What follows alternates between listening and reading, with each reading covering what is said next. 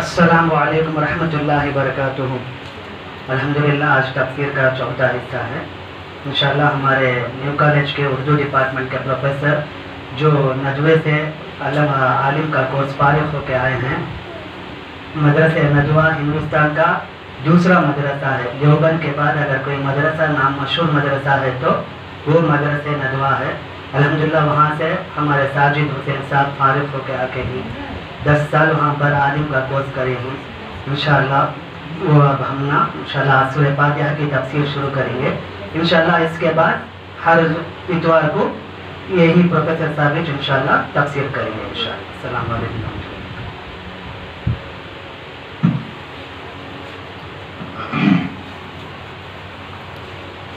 السلام علیکم ورحمۃ اللہ وبرکاتہ۔ الحمد للہ وکفی وسلام علی عباده الذین اصطفى، اما بعد۔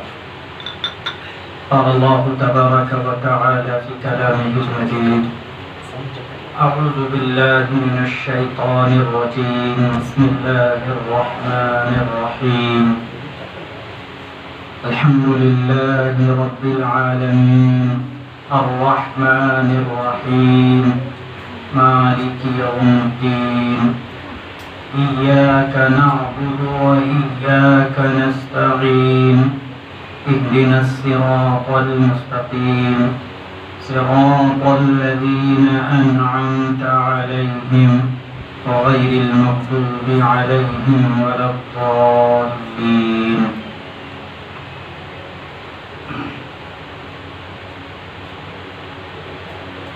عزیزان گرامی، معزز خواتین، آج ہم آپ کے سامنے سورۃ الفاتحہ کی مکمل تفسیر انشاءاللہ بیان کرنے کی کوشش کریں گے۔ یہ قرآن اللہ تبارک و تعالیٰ کی طرف سے نازل کی گئی وہ کتاب ہے جس میں اللہ تبارک و تعالیٰ نے انسانوں کی ہدایت کے تمام اصول بیان کر دیے، اور قرآن وہ واحد کتاب ہے جس کی حفاظت کی ذمہ داری اللہ تبارک و تعالیٰ نے لی ہے۔ اس قرآن کی ابتدا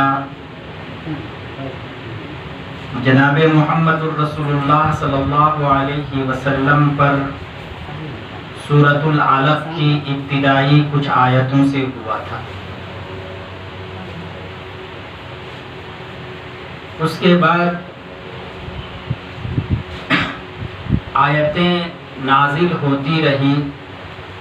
سورۃ الفاتحہ جس طرح قرآن کریم کی سب سے پہلی سورت ہے، اسی طرح سورہ فاتحہ قرآن کریم کی سب سے پہلی وہ سورت ہے جو مکمل طور پر نازل ہوئی۔ شروع میں تھوڑی تھوڑی آیتیں نازل ہوتی تھی، جیسے سورۃ العلق کی کچھ آیتیں شروع میں نازل ہوئی، پھر اس کے بعد مدثر کی، اور پھر کچھ آیتیں نازل ہوتی رہیں، لیکن مکمل سورت کی شکل میں اللہ تبارک و تعالیٰ نے سورۃ الفاتحہ کو نازل کیا۔ فاتحہ یہ فتح یفتح سے نکلا ہے۔ عربی کے اندر فتح یفتح کا مطلب ہوتا ہے کسی چیز کو کھولنا۔ اسی سے ایک لفظ آیا ہے مفتاح، جس کے معنی آتے ہیں کی یا چابی کے، جو کسی چیز کو کھولنے کے لیے استعمال کیا جاتا ہے۔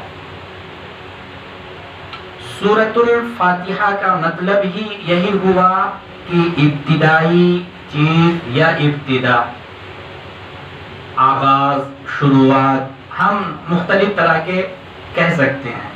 گویا قرآن کریم کے اندر سورہ فاتحہ کا مقام ویسے ہی ہے جیسے کسی کتاب کے اندر پریفیس وغیرہ کا ہوتا ہے، کہ کتاب کو شروع کرنے سے پہلے کچھ چیزیں اس کے اندر بیان کی جاتی ہیں۔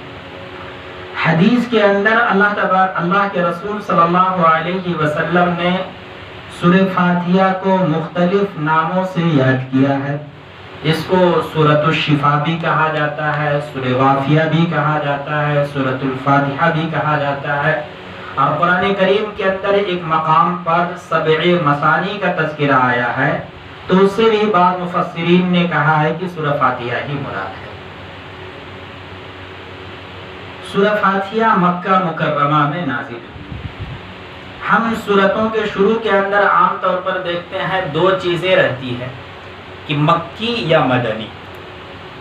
ہر سورت کے شروع کے اندر یہ 2 چیزیں آپ کو لکھی ہوئی ملیں گی، مکی مدنی۔ مکی اور مدنی کا مطلب کیا ہے کہ وہ سورتیں جو ہجرت سے پہلے نازل ہوئی اس کو مکی کہا جاتا ہے، اور جو سورتیں ہجرت کے بعد نازل ہوئی اس کو مدنی کہتے ہیں۔ اب اس سے یہ فرق نہیں پڑتا ہے کہ ہجرت کے وقت آپ صلی اللہ علیہ وسلم کہاں تھے۔ آپ صلی اللہ علیہ وسلم جب مکہ سے آپ ہجرت کر کے مدینہ چلے گئے، اور مدینہ ہجرت کرنے کے بعد بھی آپ مکہ کئی مرتبہ آپ کا آنا جانا ہوا، اس موقع پر بھی اس دوران بھی اگر کچھ سورتیں یا کچھ آیتیں نازل ہوئی تو ان کو بھی مدنی کہیں گے، چونکہ وہ ہجرت کے بعد نازل ہوئی۔ ایک اصول بنا دیا گیا کہ ہجرت سے پہلے جو آیتیں نازل ہوئی اس کو مکی کہا جاتا ہے، اور ہجرت کے بعد جو نازل ہوئی اس کو مدنی کہا جاتا ہے۔ لیکن بہت سی صورتیں ایسی ہیں جو مدنی ہیں لیکن اس کے اندر مکی آیتیں۔ یہ تمام جو ترتیب ہمارے پاس قرآن کریم کی ہے، یہ ترتیب خود اللہ کے رسول صلی اللہ علیہ وسلم نے متعین کی تھی، اور جب حضور صلی اللہ علیہ وسلم پر کوئی آیت نازل ہوتی تو آپ صلی اللہ علیہ وسلم وہ صحابہ جو وحی کے لکھنے پر مامور تھے ان کو بلا کر آپ صلی اللہ علیہ وسلم ان کو کہتے تھے کہ اس آیت کو اس فلاں آیت کے بعد لکھیے۔ حضرت عثمان غنی رضی اللہ تعالی عنہ کی ایک روایت ہے کہ آپ صلی اللہ علیہ وسلم پر جب بھی قرآن کریم کی کوئی آیت نازل ہوتی تو آپ صلی اللہ علیہ وسلم کسی لکھنے والے کو بلا کر کہتے کہ اس آیت کو اس آیت کے بعد لکھ لو۔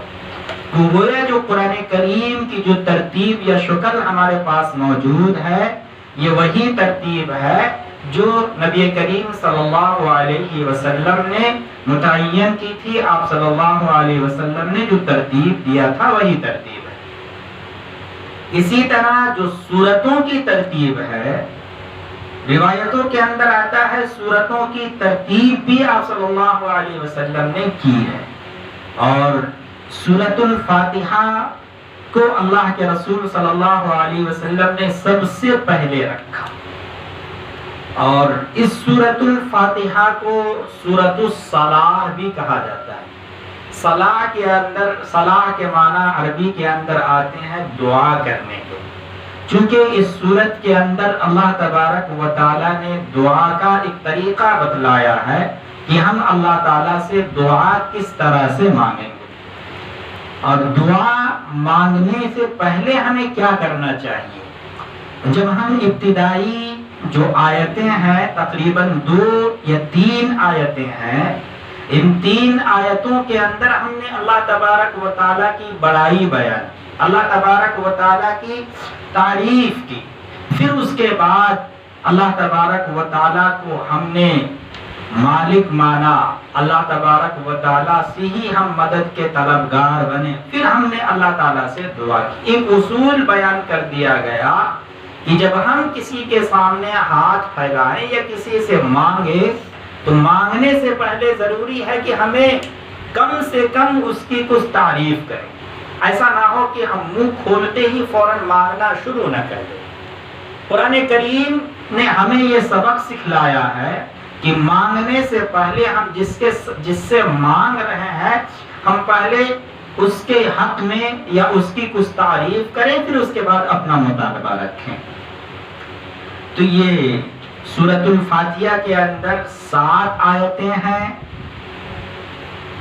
اور ان 7 آیتوں کے اندر اللہ تبارک و تعالی نے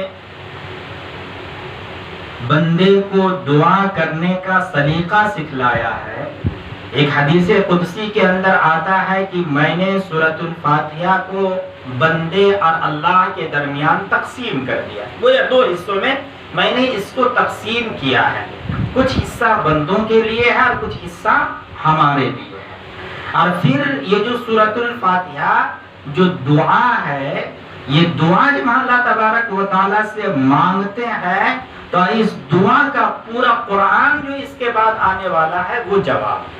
ہم اللہ تعالیٰ سے اہدنا الصراط المستقیم کا مطالبہ کرتے ہیں کہ اللہ ہمیں سیدھے راستے پر چلا، اور سیدھا راستہ کیا؟ وہ پورا قرآن ہے۔ اگر ہم پورے قرآن پر عمل کریں گے، اس کے مطابق زندگی گزاریں گے، تو گویا یہی وہ سیدھا راستہ ہے۔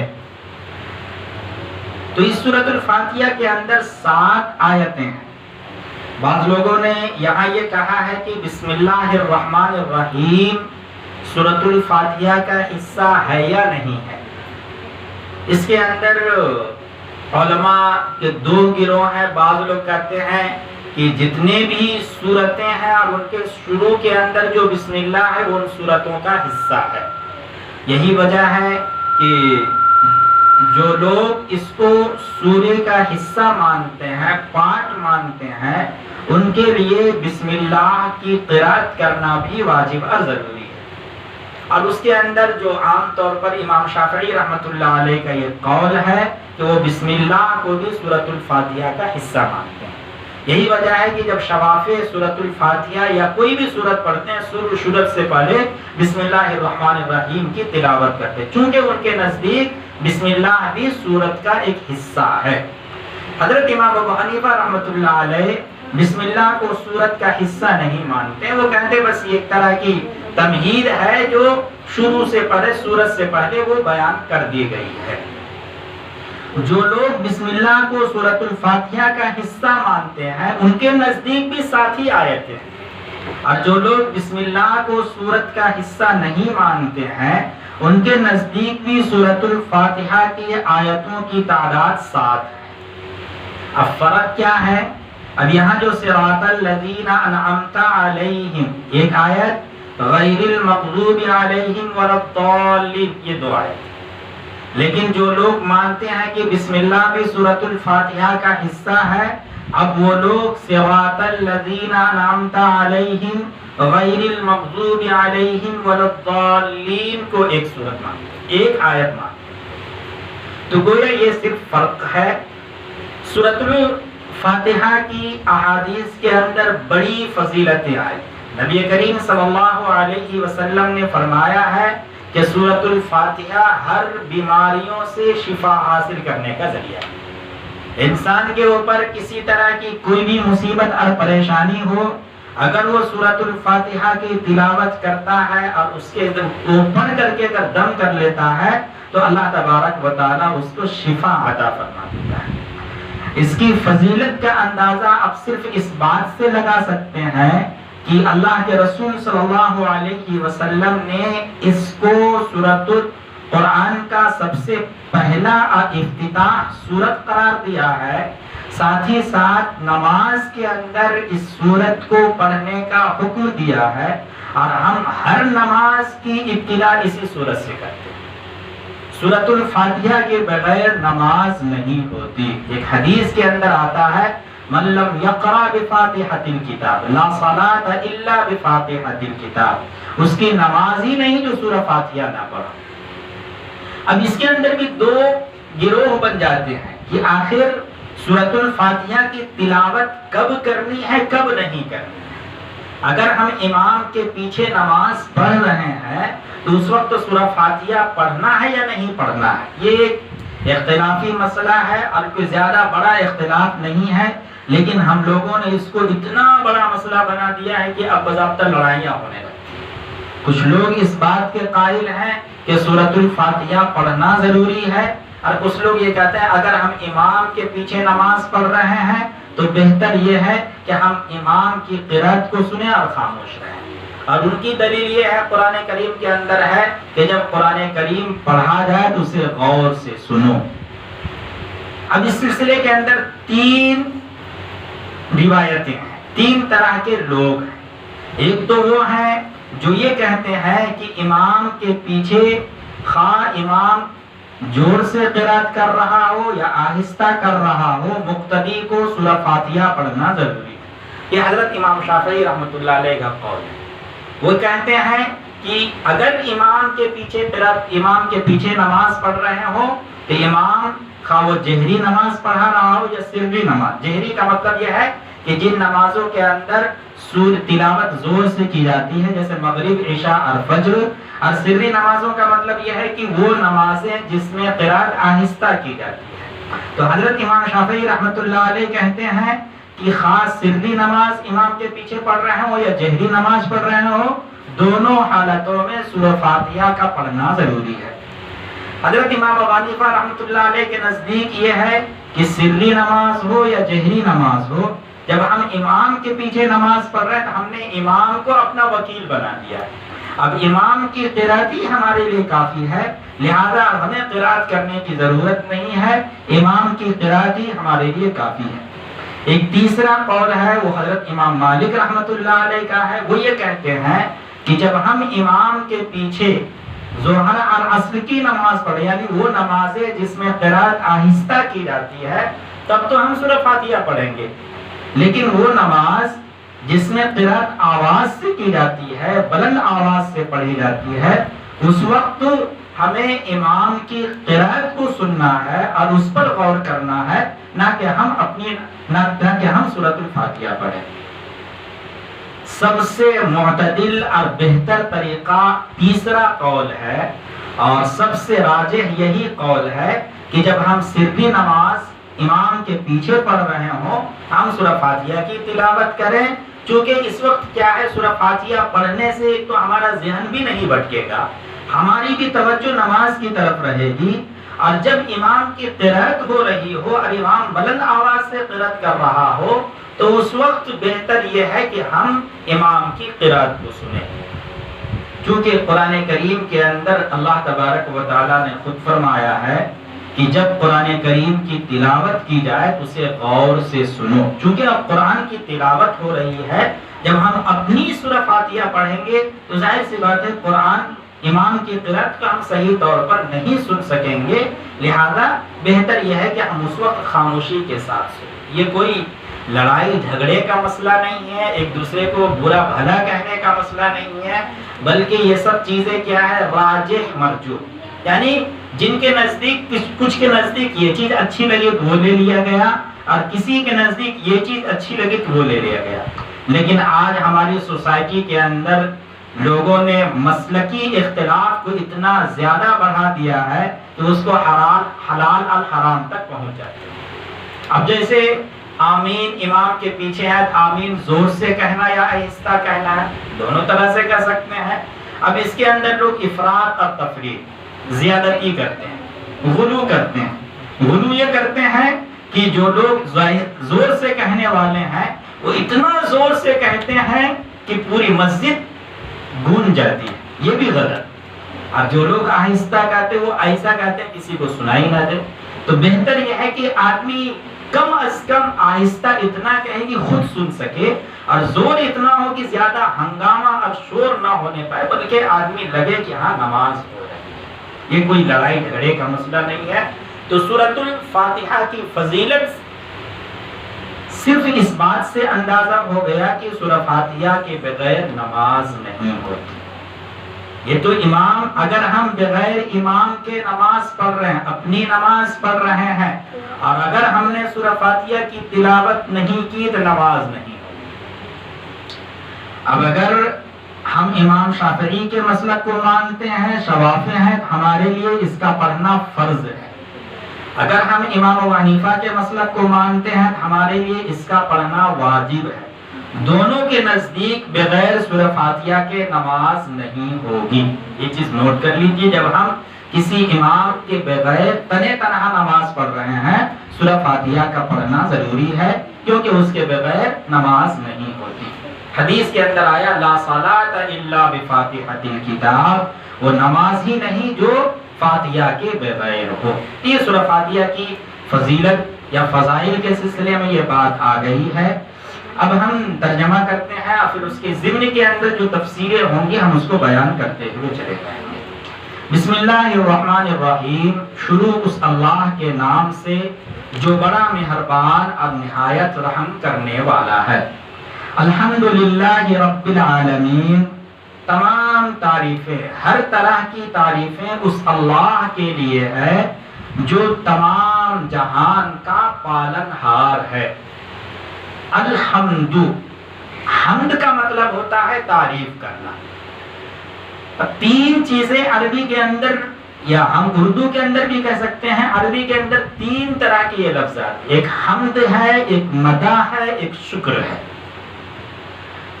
اور ان تمام تینوں میں سے سب سے بہترین اور سب سے اعلیٰ جو لفظ ہے وہ حمد کا ہے۔ شکر کا کیا ہوتا ہے؟ جب کوئی ہمیں کچھ دیتا ہے ہم اس کا شکریہ ادا کرتے ہیں۔ اور مدح کا مطلب ہوتا ہے کسی کے اندر کوئی کوالٹی ہو اور کوئی اچھی چیز پائی جائے ہم اس کی تعریف کرتے ہیں۔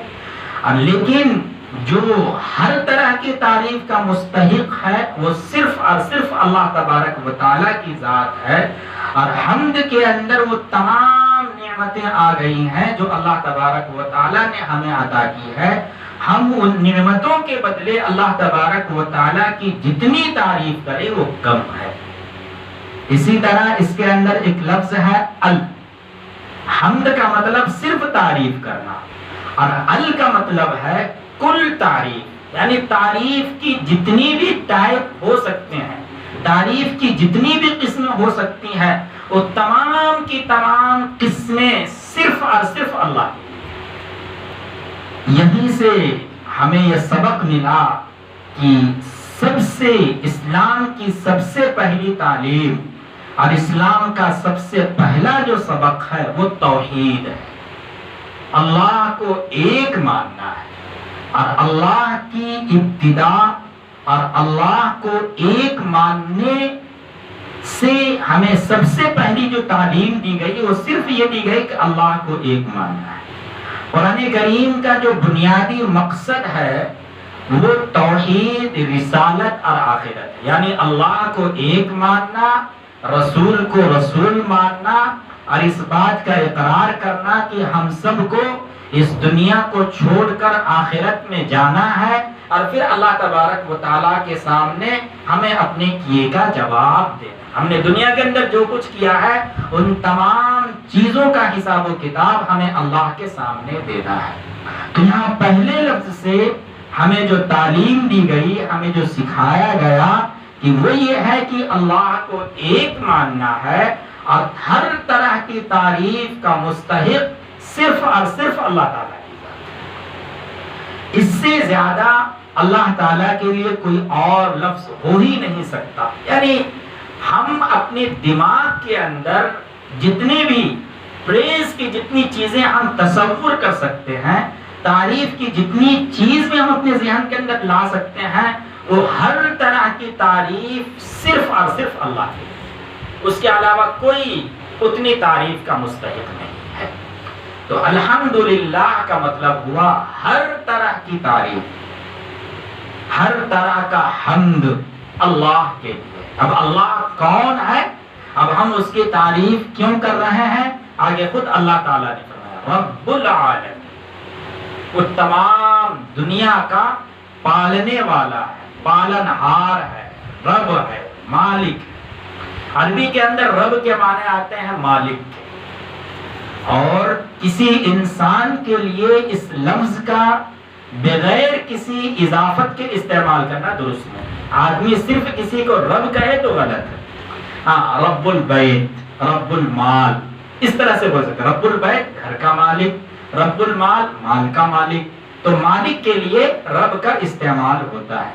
گویا دنیا جو اللہ نے بنایا ہے، اور اس دنیا کے اندر اللہ تعالیٰ نے ہمیں پیدا کیا ہے، اس دنیا کا مالک اللہ ہے۔ یہاں لفظ عالمین آیا ہے۔ اب یہاں عالم کا مطلب ہوتا ہے ایک دنیا، عالمین پلورل ہے۔ ہم جتنا بھی دنیا کے بارے میں تصور کر سکتے ہیں، عام طور پر مشہور ہے کہ 7 زمین 7 آسمان، اگر اس سے بھی زیادہ کوئی دنیا ہے تو جتنے بھی دنیا اس کائنات کے اندر ہے، چاہے وہ فضا کے اندر ہو یا زمین کے اندر ہو یا پلانٹ کے اندر ہو یا جہاں کہیں ہو، ان تمام دنیاؤں کا مالک اللہ ہے۔ یہاں اس لیے رب عالم کا لفظ آیا، عالمین آ گیا ہے، اور عالمین سے بھی یہ بات نکل گئی ہے۔ اگر ہم انسان کے اعتبار سے اس کو تقسیم کریں، اب یہاں یہ نہیں کہہ سکتے کہ اللہ صرف مسلمانوں کا رب ہے، یا اللہ صرف یہودیوں کا رب ہے، یا اللہ صرف نصارہ کا رب ہے، بلکہ دنیا کے اندر جتنے لوگ ہیں، چاہے وہ جانور ہو، چرند ہو، پرند ہو، کوئی بھی ہو، ان تمام لوگوں کا مالک اللہ ہے۔ الحمدللہ رب العالمین، تمام تعریفیں اس اللہ کے لیے ہے جو تمام جہان کا رب ہے، تمام جہان کا مالک ہے۔ الرحمن الرحیم، جو نہایت رحم کرنے والا، مہربان ہے۔ یہاں دیکھیں دو لفظ آیا ہے، الرحمن الرحیم، دونوں عربی کا لفظ ہے، اور دونوں کا جو مادہ کا مطلب ہوتا ہے سورس، وہ جو مشتق جہاں سے وہ لفظ نکلا ہے، یہ ہے رحمت سے نکلا ہے، الرحیم۔ تو الرحمن کا لفظ، الرحمن، رحیم کا مطلب ہوتا ہے رحم کرنا، مہربانی کرنا۔ عربی کے اندر یہ لفظ جب الرحمن آتا ہے تو بہت زیادہ رحم کرنے والا، اس کو عربی اصطلاح کے اندر مبالغہ کہتے ہیں، یعنی کسی کی تعریف کے اندر حد جرزہ سے بڑھ جانا، یعنی اس کے اندر وہ کوالٹی نہ ہو اور پھر ہم اس کو زیادہ بڑھا چڑھا کر رہے ہیں، اس کو کہتے ہیں مبالغہ۔ تو دونوں لفظ ہیں الرحمن الرحیم، اور یہ دونوں طرح کے الفاظ اردو کے اندر بھی استعمال ہوتے ہیں۔ اردو کے اندر اس وقت استعمال کرتے جب آدمی ایک لفظ بولتا ہے اور اس لفظ کو بول کر اس کو جب تشفی نہیں ہوتی تو اس کے ساتھ ایک اور لفظ بولتا ہے۔ اس کی مثال یوں لے لیجیے، جیسے کوئی لمبا آدمی، ہم نے اس کو لمبا بولا لیکن دل نہیں مانا، بھائی یہ تو اس سے بھی زیادہ ہے، ہم نے اس کے ساتھ لمبا تڑنگا کہہ دیا۔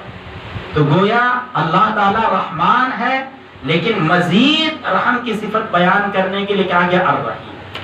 تو سب سے بڑا جو رحمان ہے، اس میں رحم رحیم کے مقابلے میں بہت زیادہ رحم کرنے والا۔ تو مفسرین نے اس کی جو تفسیر بیان کی ہے کہ یہاں اللہ تعالیٰ نے رحمان اور رحیم دو لفظ لایا ہے، اور دونوں لفظ لانے کا مطلب یہ ہے کہ رحمان کے اندر اللہ تبارک و تعالیٰ کی جو صفت رحم ہے وہ عام ہے، ہر ایک کے لیے، خواہ وہ کافر ہو، مومن ہو، جو بھی ہو، اللہ تبارک و تعالیٰ ہر ایک شخص پر رحم کرنے والا ہے۔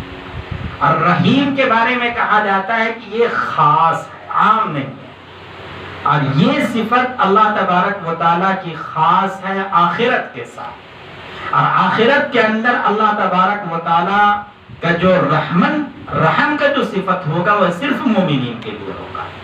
تو گویا الرحمن کا تعلق دنیا سے ہے، الرحیم کا تعلق آخرت سے ہے۔ اللہ تبارک و تعالیٰ رحمان دنیا والوں کے لیے ہے، یعنی دنیا کے اندر جتنے لوگ ہیں، اگر اللہ رحمان نہ ہوتا تو ہرگز ان لوگوں کو رزق نہ ملتا جو اللہ کی نافرمانی کر رہے ہیں، جو اللہ کے علاوہ غیروں کے سامنے ہاتھ پھیلا رہے ہیں، اللہ کے علاوہ غیروں کے سامنے مدد مانگ رہے ہیں، اور پھر بھی اللہ تبارک و تعالیٰ ان کی مرادیں پوری کر رہا ہے۔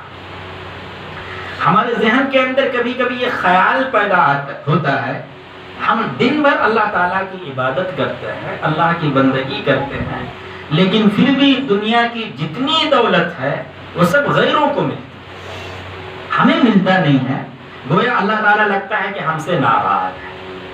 یہ ذہن کے اندر یہ چیز نوٹ کر لیجئے کہ ہماری اور ان لوگوں کی مثال جو اللہ کے علاوہ غیروں کی پرستش کرتے ہیں، شرک کرتے ہیں، اللہ تبارک و تعالیٰ ان کو بھی نواز رہا ہے، ہمیں بھی نواز رہا ہے، لیکن ان کی نوازش صرف دنیا تک محدود ہے۔ اللہ تبارک و تعالیٰ جو مال و دولت اور جو دنیا کا عیش و آرام ان کو عطا کر رہا ہے، وہ عیش و آرام صرف اور صرف دنیا ہی کے حد تک ہے۔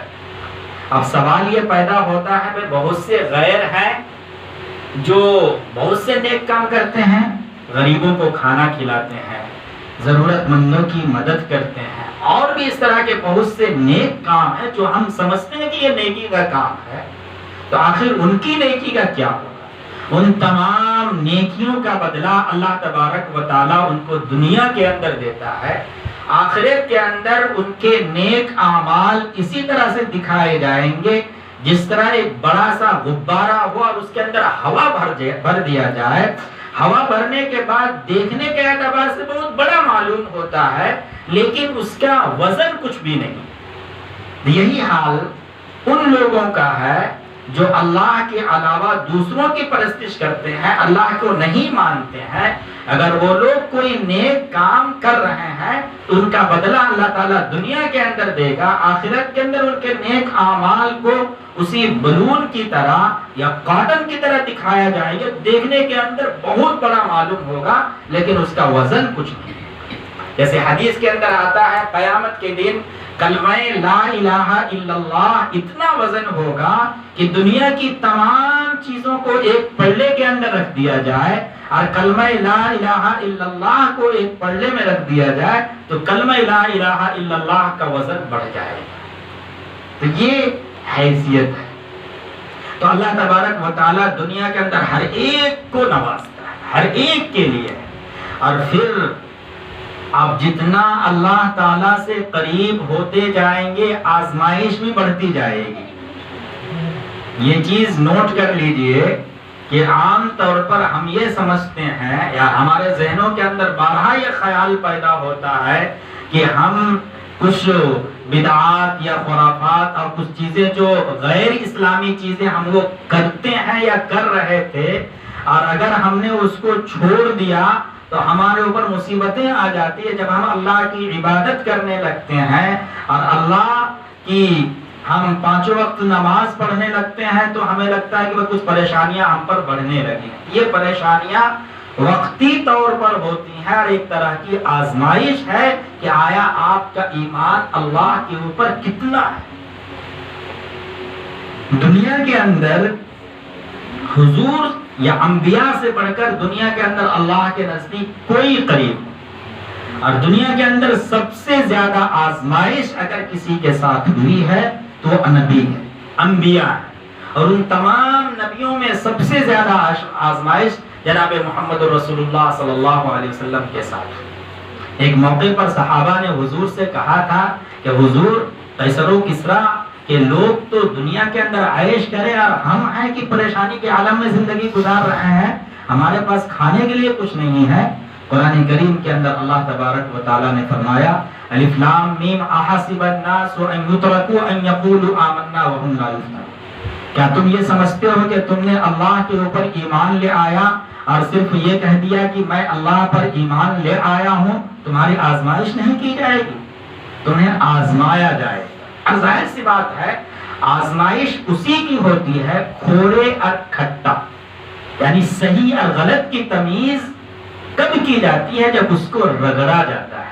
جب تک آپ اس کو رگڑیں گے نہیں تب تک اس کے اندر نکھار پیدا نہیں ہوگا۔ کہ مہندی کو جب ہم رگڑتے ہیں، اس کو پیستے ہیں، پیسنے کے بعد اس کے اندر کلر آتا ہے، اس کے بغیر نہیں آ سکتا۔ یا اسی طرح اگر ہم کوئی موتی یا جواہرات یا ہیرے تلاش کرنا چاہتے ہیں، ہمیں سمندر کے اندر غوطہ لگانا پڑتا ہے، وہ چیز کوئی اوپر نہیں ملتی۔ تو اللہ تبارک و تعالی ہماری آزمائش اس لیے کرتا ہے تاکہ ہم اللہ تبارک و تعالیٰ کے قریب ہو جائیں، اور اللہ تبارک و تعالیٰ جب اپنے قریب کرنا چاہتا ہے ہمیں تھوڑا آزماتا ہے۔ اب ہمیں اس آزمائش پر کھرا اترنا ہے، اور تھوڑی سی وقتی جو پریشانیاں آئیں گی ان پریشانیوں پر صبر کرنا ہے۔ عام طور پر ہم اللہ تعالیٰ سے دعائیں کرتے ہیں، خوب دعا مانگتے ہیں اور یہ کہتے ہیں کہ ہماری دعا اللہ تعالیٰ قبول ہی نہیں کرتی۔ ایسی بات نہیں، اللہ تعالیٰ دعائیں قبول کرتا ہے، لیکن ہم اس کو سمجھ نہیں پاتے ہیں۔ قبول کرنے کا ایک طریقہ یہ ہے کہ ہم نے اللہ تعالیٰ سے دعا مانگی اور اللہ تبارک و تعالیٰ نے اس دعا کے بدلے ہم نے جو مانگا تھا وہ عطا نہیں کیا، بلکہ اس دعا کے صدقے ہم پر کوئی مصیبت آنے والی تھی، اللہ تعالیٰ نے کسی چھوٹی مصیبت کے ذریعے سے بڑی مصیبت کو ٹال دیا۔ جیسے سپوز کیجئے ہم راستے میں ڈرائیو کر کے جا رہے تھے، جانے کے ساتھ ہی مجھے ہلکا سا چوٹ آ گیا، یا ہم گاڑی تھوڑی گری اور ہم تھوڑی بہت چوٹ آئی. اب اس کا مطلب یہ ہے کہ ہو نہ ہو ہمارے ساتھ کوئی بڑا حادثہ ہونے والا تھا، اللہ تعالیٰ نے چھوٹے حادثے سے بڑے حادثے کو ختم کر دیا. یا پھر اس کا اندازہ ہمیں آخرت میں ہوگا، جب اللہ تبارک و تعالیٰ آخرت کے اندر ہمیں نعمتیں عطا فرمائے گا اور یہ کہے گا کہ یہ جو نعمت تم کو دی جا رہی ہے یہ وہ نعمت ہے جو تم نے دنیا کے اندر مجھ سے دعا مانگی تھی اور ہم نے وہ دعا قبول نہ کر کے ہم نے وہ نعمت تم کو آج عطا کی. اس وقت بندہ کہے گا کاش دنیا کے اندر میری کوئی دعا قبول نہ ہوئی ہوتی اور اس کا سارا بدلہ ہمیں آخرت میں مل جاتا. یہ اللہ تبارک و تعالیٰ کی صفات ہے، رحمان اور رحیم. اللہ تبارک و تعالیٰ ہر ایک کے لیے رحم کرنے والا، اس لیے ہم اس کا ترجمہ کرتے ہیں نہایت ہی مہربان اور رحم کرنے والا. الرحمن الرحیم، نہایت مہربان اور رحم کرنے والا ہے. مالک یوم الدین، روز جزا کا مالک ہے، بدلے والے دن کا مالک ہے. مالک کا مطلب تو کامن ہے کہ مالک جو جس کو پوری پاور حاصل ہو، جس کو پورا کنٹرول ہو، اسی سے بادشاہ بنا ہے. ملک اسی سے لفظ آیا. دین کا مطلب ہوتا ہے بدلے، اور یہاں یوم الدین کا مطلب بدلے کا دن مراد روز جزا ہے، جس دن اللہ تبارک و تعالی ہمیں دنیا کے اندر جو اعمال کیے ہیں ان اعمال کا بدلہ اللہ تبارک و تعالی ہمیں آخرت میں دے گا. اس کو کہتے ہیں روز جزا. اس لیے کہا جاتا ہے کہ دنیا دار العمل ہے، یہاں کام کرنا ہے اور پھر اس کا بدلہ ہمیں آخرت میں دینا ہے.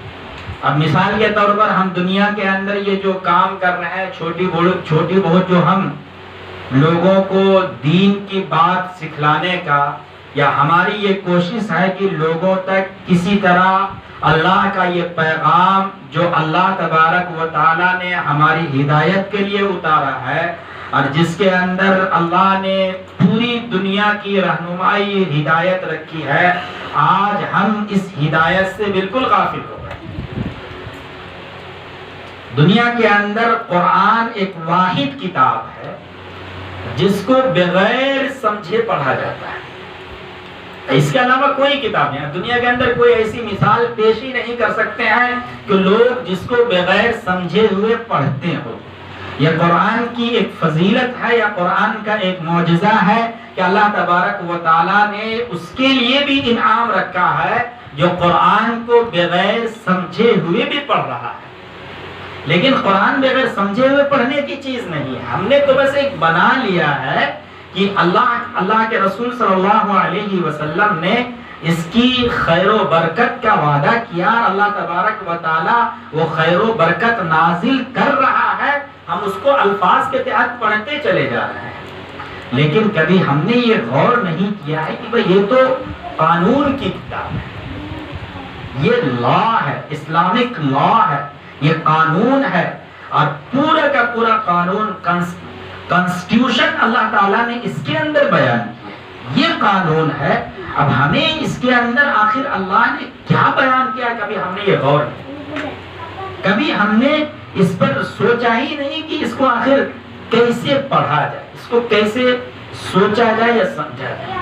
اب ہمارے پروفیسر زاہد صاحب نے یہ کوشش کی ہے کہ کم از کم محلے کے لوگ اس قرآن کو سنیں اور اس کے پیغام کو سمجھے کہ آخر اللہ نے اس کے اندر کیا رکھا ہے.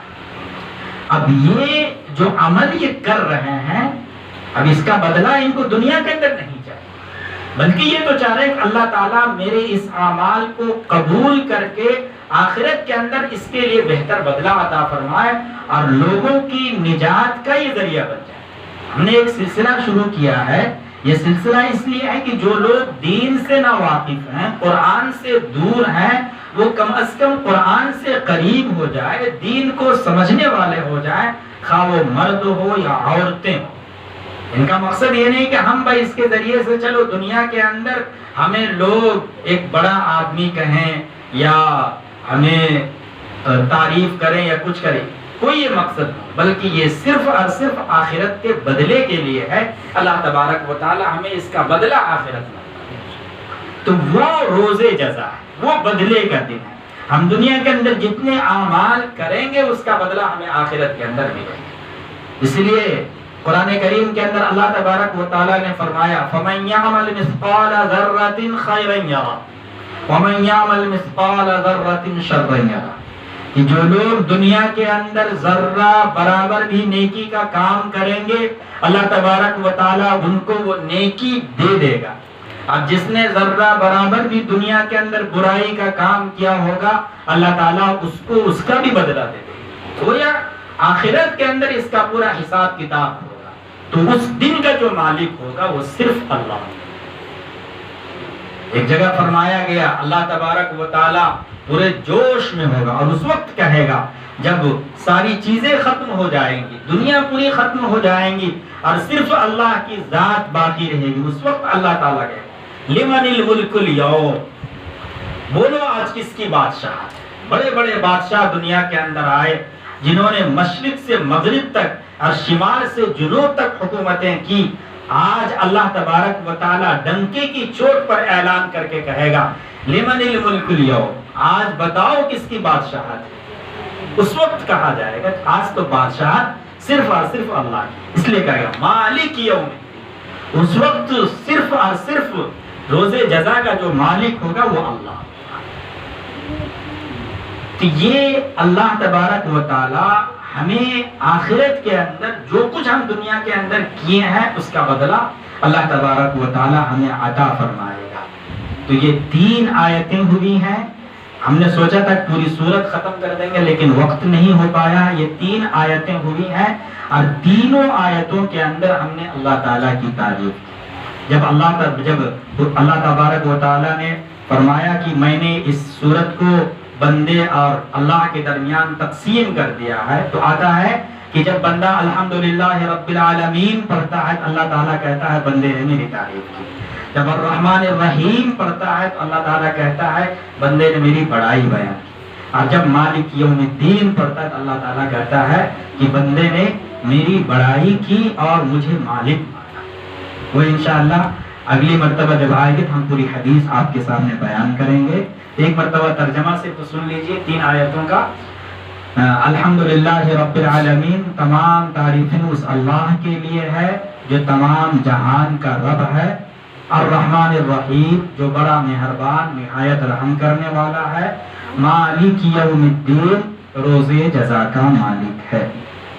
اللہ تبارک و تعالی ہمیں اور آپ کو اور تمام مسلمانوں کو آج جو آیتیں پڑھی گئی ہے اس پر عمل کرنے کی توفیق عطا فرمائے اور قرآن کی تلاوت کرنے کے ساتھ ساتھ مجھے سمجھنے کی توفیق عطا فرمائے۔ وآخر دعوانا الحمدللہ رب العالمین۔ ہاں، اگر اب آپ کو کچھ پوچھنا ہو دین کے بارے میں یا کچھ مسئلے مسائل ہوں آپ پوچھ سکتے ہیں۔